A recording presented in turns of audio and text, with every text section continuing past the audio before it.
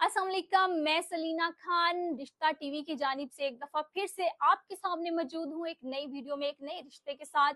जैसा कि आप जानते हैं कि हम पूरे पाकिस्तान से आपके लिए ढूंढ के लाते हैं नहायत मुनफरिद और मेयारी रिश्ते।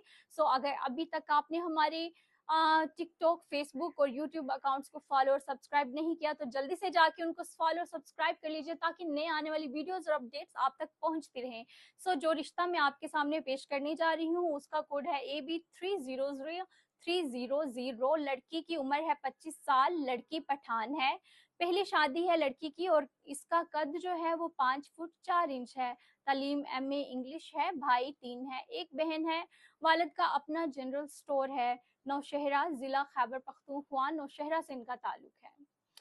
मजीद डिटेल्स जानने के लिए आप हमारे दिए गए व्हाट्सएप नंबर पर रब्ता कर सकते हैं। मुझे इजाज़त दीजिए। अल्लाह हाफिज।